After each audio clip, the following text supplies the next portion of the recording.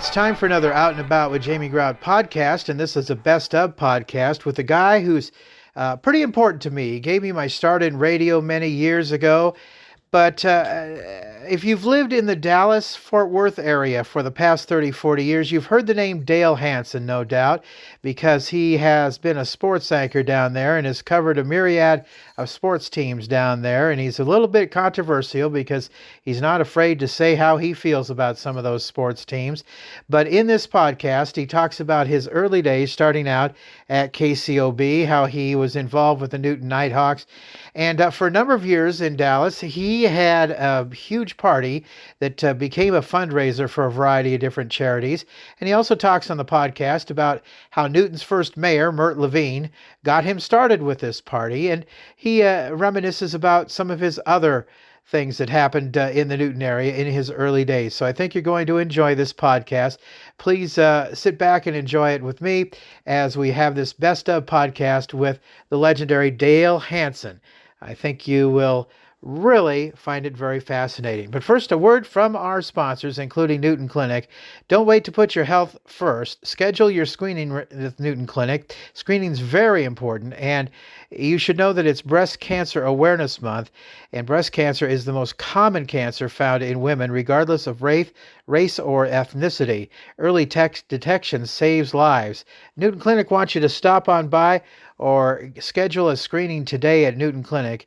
Be treated like family at Newton Clinic because early detection saves lives at Newton Clinic. You can give them a call today at 641-792-2112 at Newton Clinic.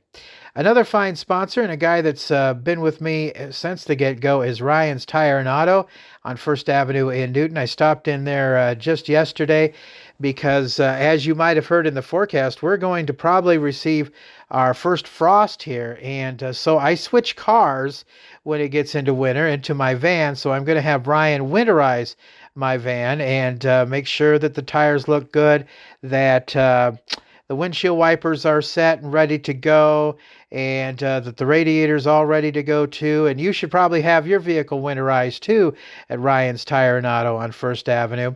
And this testimonial came in from Ryan's. Ryan and his team are great to work with. They offer objective advice on budget versus performance. He clearly prioritizes customer service, and the turnaround he allowed and offered far exceeded my expectations.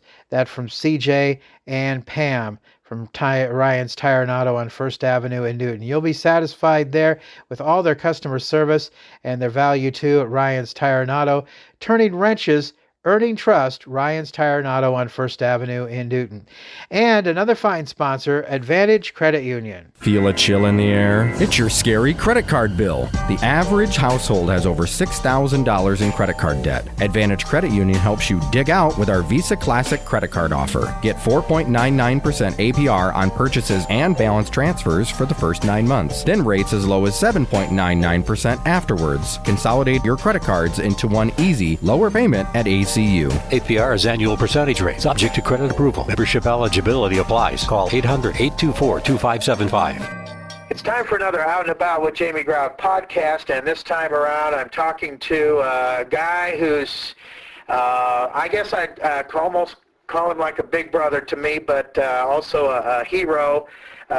He's a media icon in the Dallas area, but he started out in good old Newton, Iowa at KCOB years and years ago, and his name is Dale Hansen. How you doing today, Dale?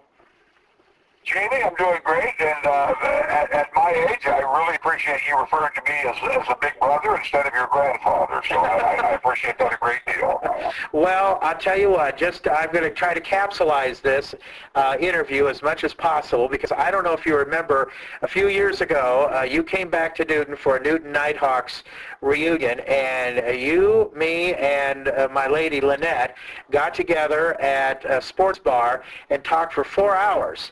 Well, we don't have 4 hours here today, maybe a half hour, but I'm going to just try to capsulize how you and I met real quick. And that was, my mom was working for my dad at the real estate insurance office, and my dad was a client of John Carl's at the radio station, KCOB, and he brought you by, and come to find out, my mom was from Missouri Valley, you're from Logan, you both were a couple Harrison County kids, and I was always a nut for being in radio. I always knew I wanted to be in radio. When I was a kid, I'd play radio in the bedroom of my house. I had my own record player and microphone, and I'd invite my friends over. They thought I was weird because I wanted to play radio, but they went along with me. And so my mom told you how enamored I was with radio. And come to find out, my aunt was on your parents' bowling team. In fact, my aunt flew with your mom and dad in his airplane once to a bowling tournament. And anyway, you were very kind to me. You told my mom, hey, have your son give me a call at the radio station sometime. Well, that was a mistake because I called you about every freaking day at the radio station, Dale. And when you were when you were a DJ, and you never told me to get away. You were very, very kind to me. And in fact, you invited me out a couple of times to the radio station, and you let me start the turntables. You had me pick out songs. You had me help with your automation. And I thought you were just the coolest thing ever, and you invited me to ball games with you, and I remember going to a Linville-Sully basketball game with you, and I think back then you recorded the ball games because KCOB FM was on the air at that time, so no, it was on KCOB FM, I believe, but you were very kind to me, and I just absolutely, in fact, on Facebook, I know you're not on Facebook, but your wife, Chris, is, and if she wants to look it up, she can, and I listed a number of people who in my 50-year radio career have been great teachers to me, and, John Carl, who you know, was a teacher, but you were the very first teacher that I mentioned in that list of great teachers. And Dale, you were so kind to me. It kind of gets me choked up a little bit.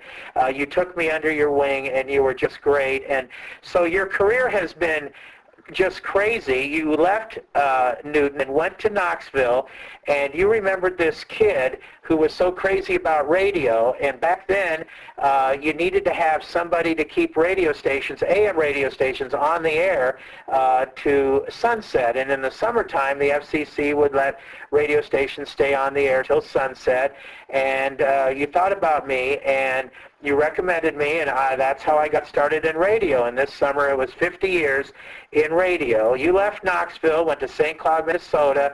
From there you went to Coyle in Omaha. Then you started weekend sports on the NBC affiliate in Omaha. You became full-time sports there. You ended up going to Dallas to the CBS affiliate. Then you went to the ABC affiliate there. And how long were you at WFAA TV, Dale? I was there 38 years, 41 years in Dallas, including my time at the CBS affiliate. And then they fired me like almost everybody else did along that route that you were talking about. And in March of '83, I went to WFAA. 38 years later, I retired in September of 2021, and it was quite a roadmap to end up in Dallas. It really was, and I loved every minute of it, absolutely every minute of it. Can I just say, as a 17-year-old kid, you hiring me at KNIA, a 500-watt radio station in Knoxville, Iowa, you had more faith in me as a DJ than you've had as Jerry Jones as a general manager for the Dallas Cowboys.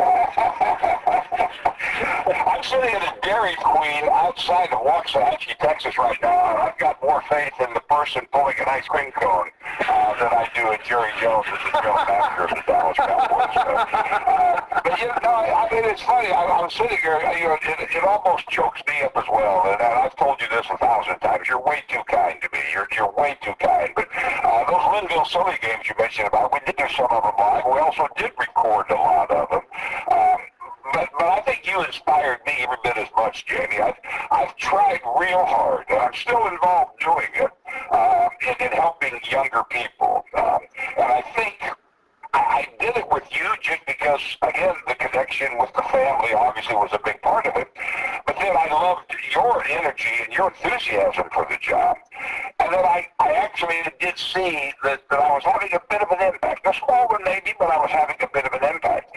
And I carried that over the rest of my life. I also had people that did it for me along the way, especially when I got into television my first time. I had a man named Danny Livingston who basically became my big brother, who took me under his wing for no apparent reason. And he's the one that taught me basically everything I know about television and sports. And I just think it's an incredibly important thing that everybody should be doing. I don't look at it as an obligation. I don't look at it as an inconvenience. I look at it as an opportunity. That if I can have an impact on a young person's life, which I think I had some on yours, that's worth a great deal more than any paycheck I cashed along the way. It really is.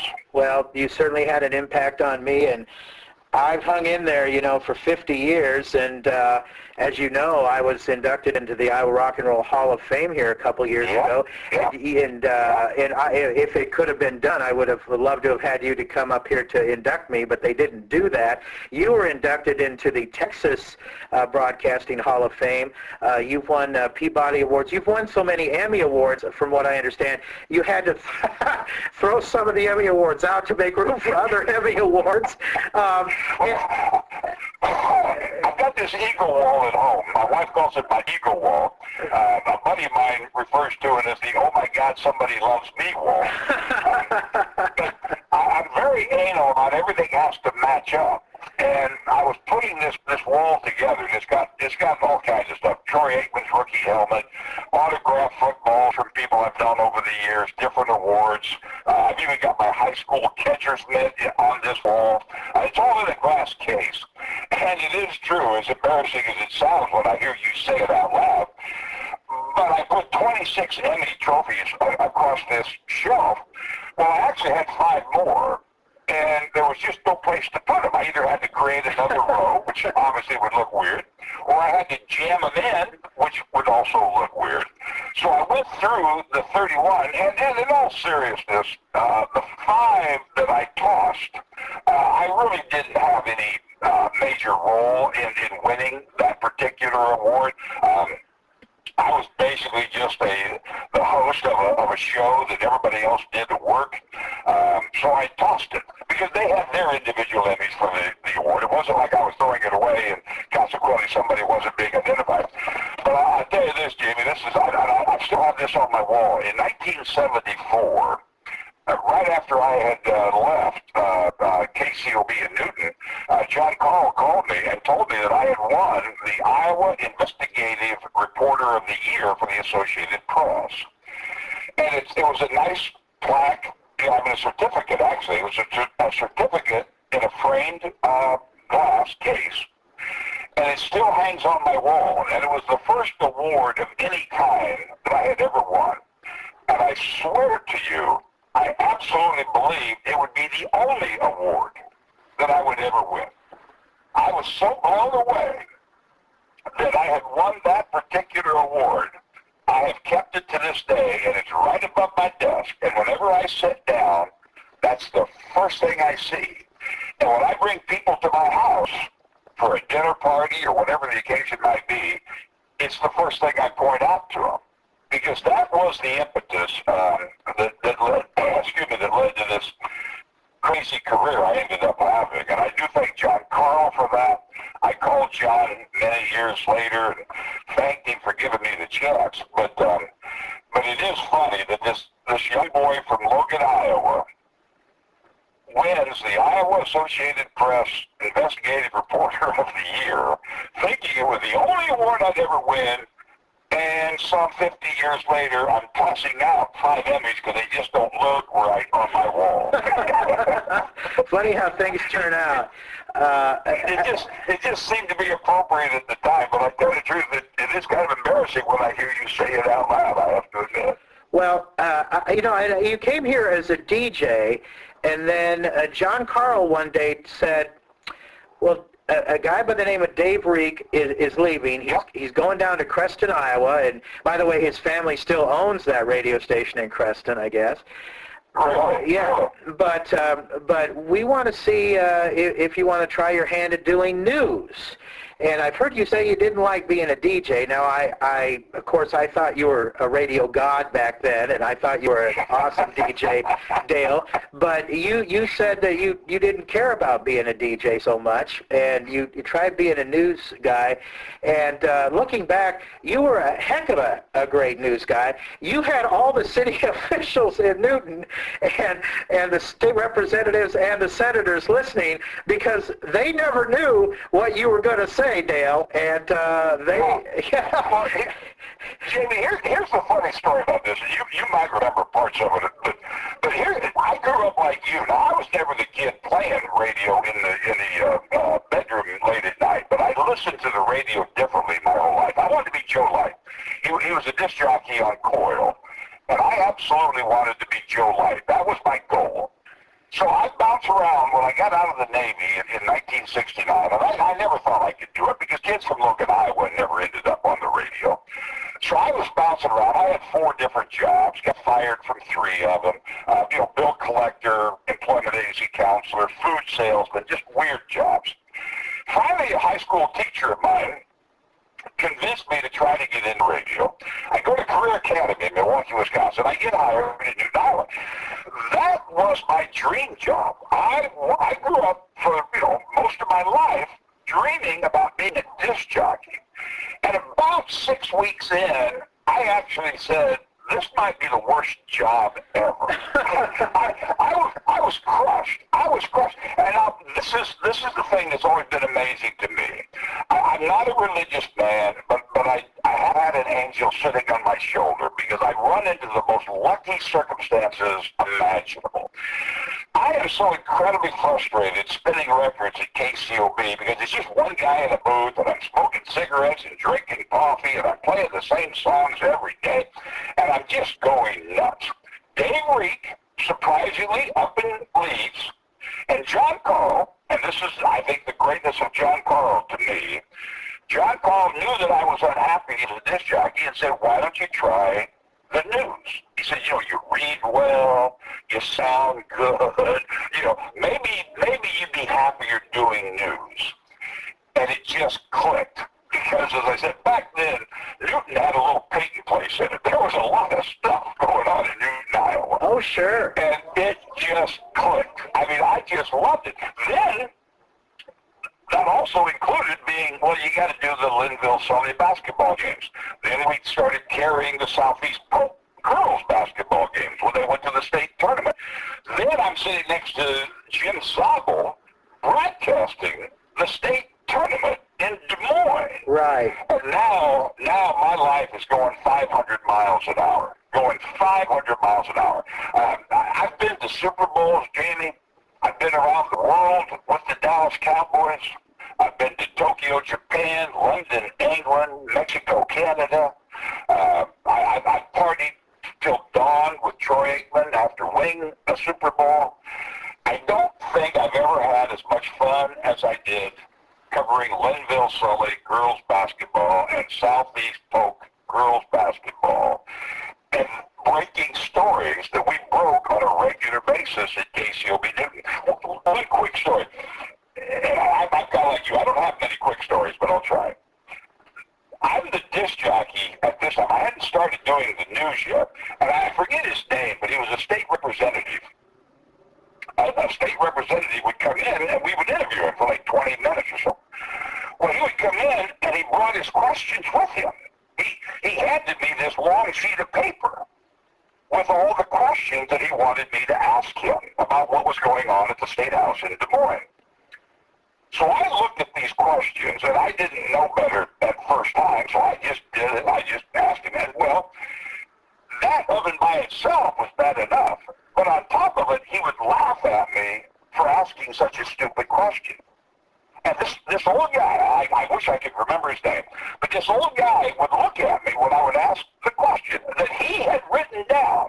And then he goes, young man, you You just don't understand. You just don't understand. Let me set you straight.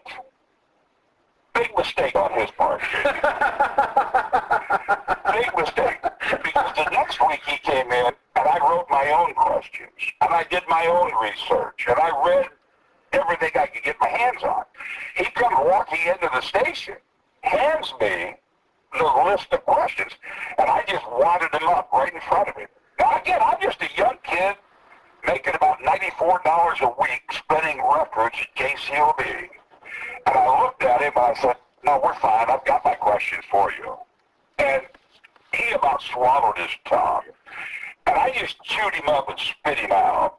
He then goes to John, complaining that, well, this isn't right. This isn't right. John comes to me, what the heck's going on? And I told John, I said, I'm not gonna sit here and be his puppet. I'm just not gonna do it. And John supported me, and as I like to tell people, the rest is history. But it was just a fabulous, fabulous time, and I've just never wavered. The John Carl just gave me so many great opportunities, and laid the foundation for what was to come years later.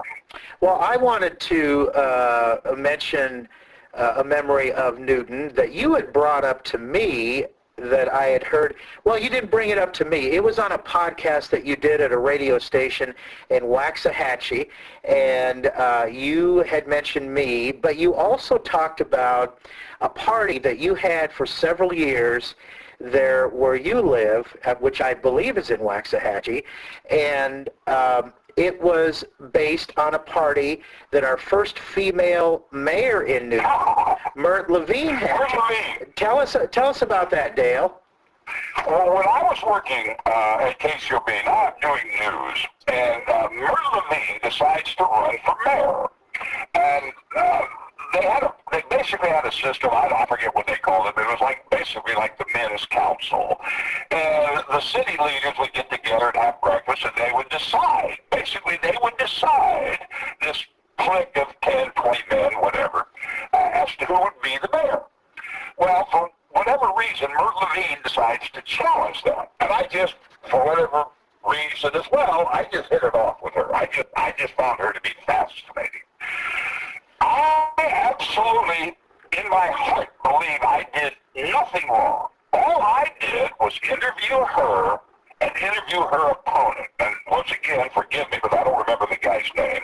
But I do remember the quote that he gave me. I'm live on KCOB Newton, and I said to him, what do you think about running against Mert Levine, who at that time, it was very unusual that a woman would be running to be mayor of a city the size of Newton, Iowa. And the man actually said to me, I think the little lady needs to get back in the kitchen where all the little ladies belong. And I just looked at him and I went, thanks for coming in, and I appreciate it. And he got beat. Mert Levine beat him, and rightfully so. She then calls me and says, I need you to come, we're having a party. Well, where I come from, and I think you understand this concept, I said to Mert, what do I need to bring? And she said, no, you don't bring anything. I thought, what kind of a stupid party is this going to be? Because if I'm not bringing the chips and the dipper, I'm not bringing the beers or whatever. I said, this could be the dumbest thing I've ever seen. Well, I get to her house. She was married to a lawyer. She was a lawyer. As I remember, she was a lawyer. Her husband's a lawyer. We get to the house. They have people waiting on you when you get there. There's a big buffet laid out, and they had any drink that you wanted. And I looked at Mert, and I had never seen anything like that. Every party I had ever been to in my life meant that everybody chipped in and we all brought something. And I said to Mert Levine, someday, not on that $94 a week that John was paying me, of course, but I said, someday, I'm going to throw a party. Everybody comes to my house, and I provide everything. You fast forward to 1983. We had 14 people show up at my house. We had beer, wine, chips, boom. 1984, we had chicken and hot dogs and hamburgers and beer and wine and chips. 1985, we had 42 people show up. 1985, I hired a band.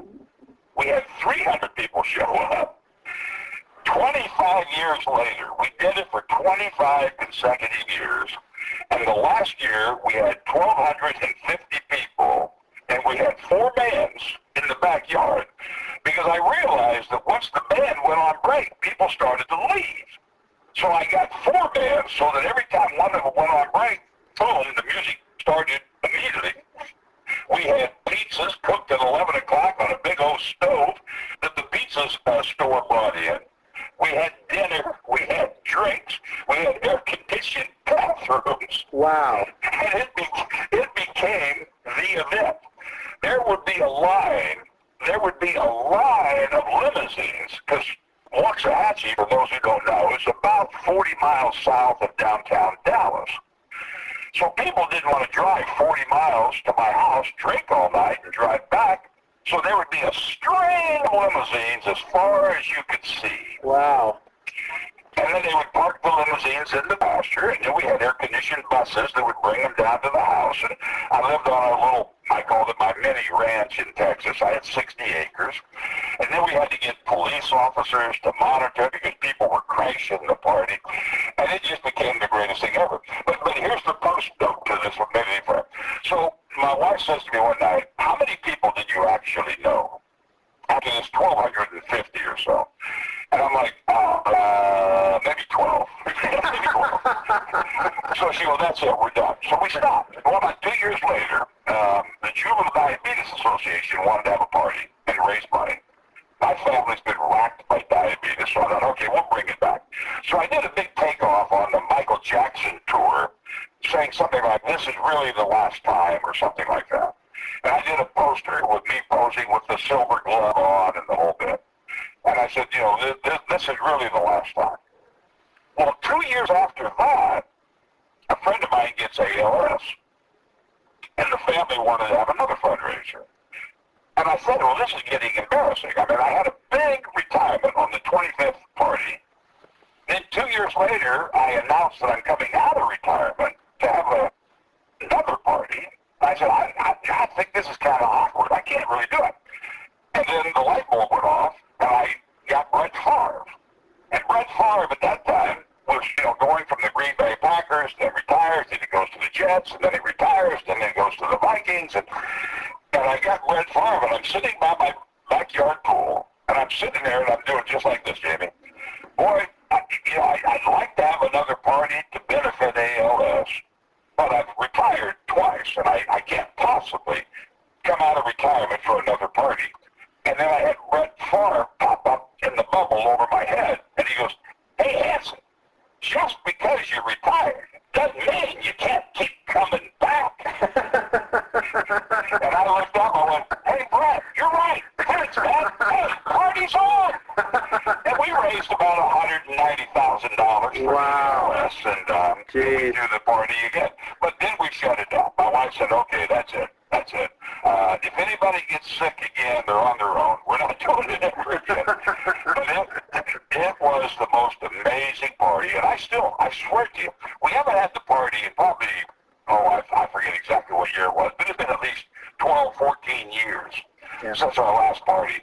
And there's very seldom a day goes by that I don't run into somebody and they go, you know, I was at your party in Waxahachie. I was at your party in Keller. It was unbelievable. I went, yeah, well, you can thank Mert Levine for that because she inspired me to throw a party. And I just want to say, if Mert happens to hear this, thank you, Mert. It cost me a fortune. It cost me an absolute fortune. I wish I had never met you. Well, she's still living in Des Moines, and so I'll see if I can get a hold of her so she could hear this podcast. But it was great. It was great. And then, like I said, I think she did a heck of a nice job as mayor, but I'll never forget that line. I will never forget it. That's great. I think the little ladies should get back in the kitchen where all the little ladies belong. And I'm looking at him, and at that time, if Newton wasn't the biggest city in Iowa to elect a mayor, it was really close. I mean, people find that hard to believe nowadays, of course.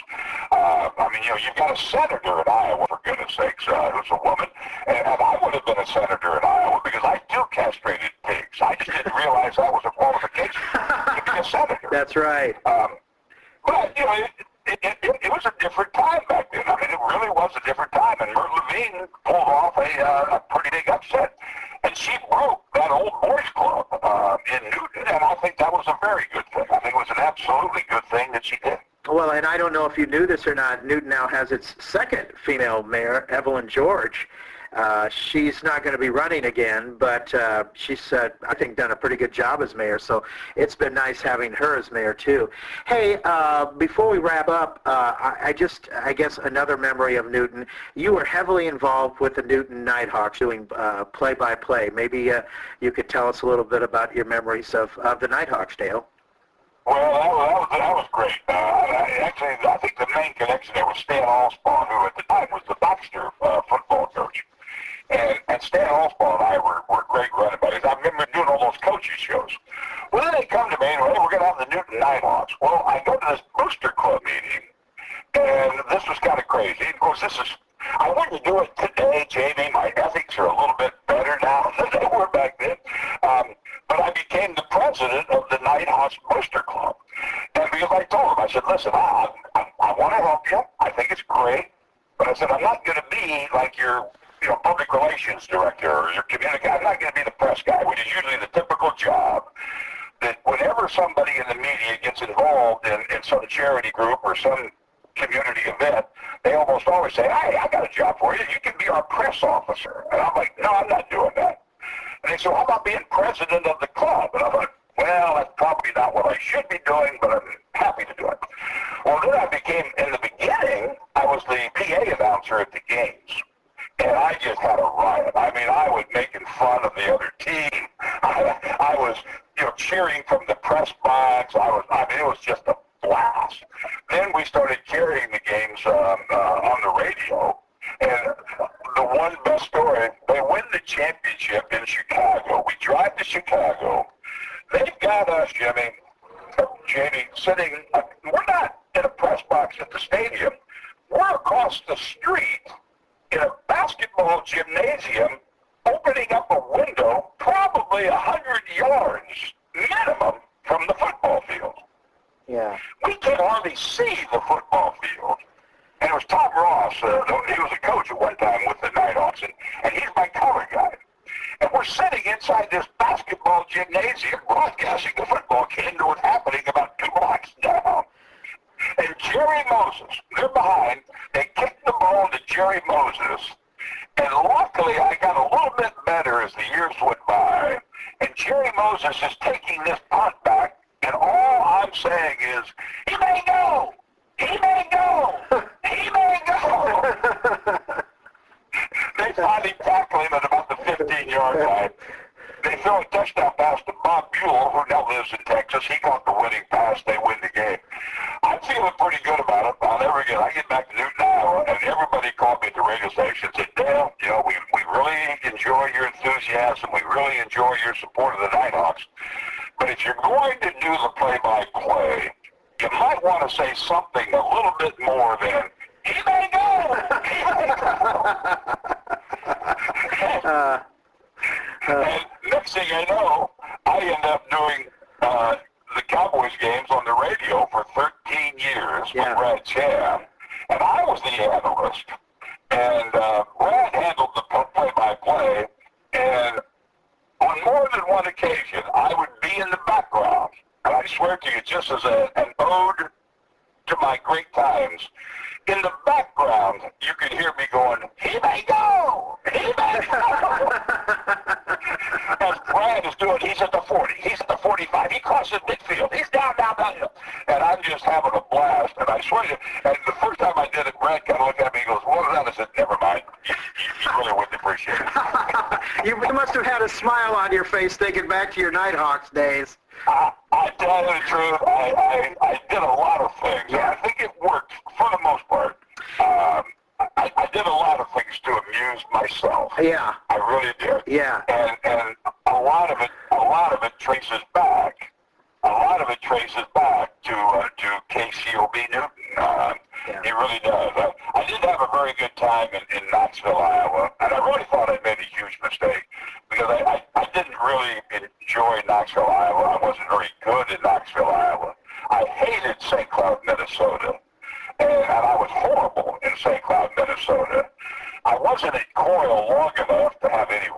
appreciation for it. But then again, here comes that angel. And I walk in the door at KMTV, the NBC affiliate in Omaha, and I'm applying for a news job. And the guy says to me, where'd you go to school? And I said, Logan, Iowa. He said, no, I mean, where'd you go to college? You have to have a college degree to work here. And I looked at him and I said, well, I never went to college. He said, well, you can't work here. I mean, you have to have a college degree. Dave Weber, much like Dave Reek, Dave Weber unexpectedly quits, the weekend sportscaster. And Mark Gatier looks at me, and I'll leave you with this thought. Mark Gatier looks at me and says, as he slams the phone down, how would you like to be the weekend sportscaster? And I looked at Mark and I said, well, I would love to. He said, do you like sports? I said, oh, I love sports. I love sports. He then said, I said, well, I thought everybody who worked here had to have a college degree. And he goes, not to be a sportscaster, you don't need any education at all for that job. I auditioned and they hired me, and now you know the rest of the story. Well, and I don't know if you even remember, but you had started as a weekend sports anchor, and I came to visit you when you started doing that, or not long after you started that, and they were trying to introduce you to the public.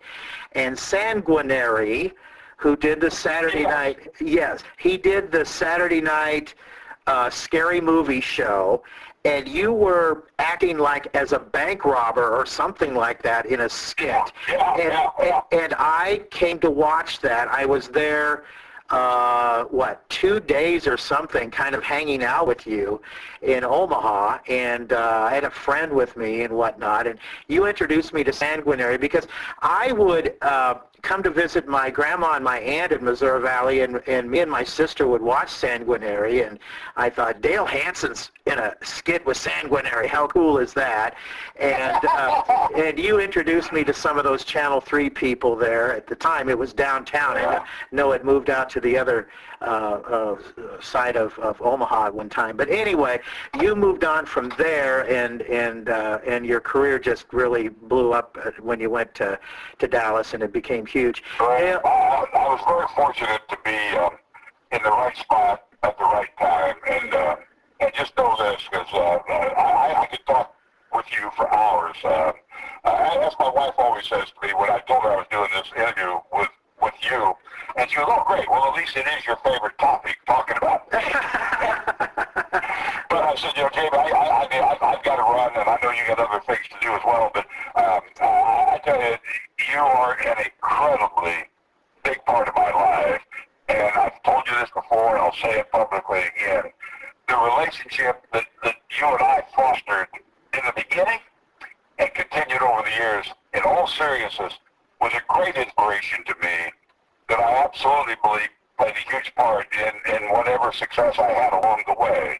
I've never forgotten what you and John Carl and KCOB in Newton, Iowa meant to me then, and here we are some 50 plus years later, and what you and John Carl and KCOB means to me now. So, well, Jamie, I'm glad that you remembered this old guy and got me on your podcast. I wish you the very best, my friend. I wish you the very best. Thank you, my friend, and I will never forget all the kind things you've done for me and how you got me started in this crazy business. And we'll talk again. Let's do another podcast in another few months and get caught up. Thank you very much, Dale. I appreciate it. All right, Jamie. Stay in touch. See you, buddy. Yeah.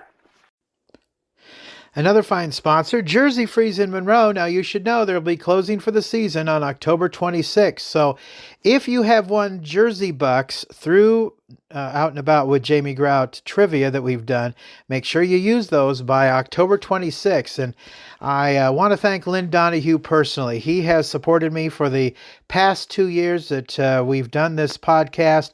He's a great guy. I go way back with Lynn when he had a Baskin-Robbins franchise in Pella, and I worked at a radio station there called KXJX, and he's had ice cream stands both in Newton and in Pella, and has had Jersey Freeze for a number of years. He's a fantastic guy, a big community supporter. I know he supports the Iowa Nite Hawks and other various causes and whatnot, and he has supported me and my podcast. and probably will once again next season. Fantastic person. So stop on by. Use those Jersey Bucks at Jersey Freeze in Monroe before October 26th. It's the home of the Van and Bonbon Freezer and other ice cream treats. And Little Red, my sweetie, attests to their malts that they have there. She says they're real malts. They know how to put malt in their malts, and they're absolutely delicious. So check out Jersey Freeze before they close for the season on October 26th. And I do want to put in a plug for my Little Red, Lynette Baker, Halo Branded Solutions. If you need to have advertising put on coffee mugs, on T-shirts, on caps, on pens, on, what else? Calendars. She can take care of that for you. If you need to have your brand put on just about any kind of item, she can take care of that for you. Get a hold of Lynette. You can find her business card on the sponsor section of OutandAboutWithJamieGrout.com. Also, Westside Java Coffee Bar. They've been with me for a long time. They supply a $10 certificate for trivia every week here on the Out and About with Jamie Grout podcast trivia that we do on Sundays too. So check them out. They have that convenient drive-through in the alley there at Westside Java Coffee Bar. And also Made Right Sandwich Shop on First Avenue in Newton. They've been there for, of course, a long time, but they provide breakfast 7 days a week at the Made Right. Until next time, Grout is out. See ya.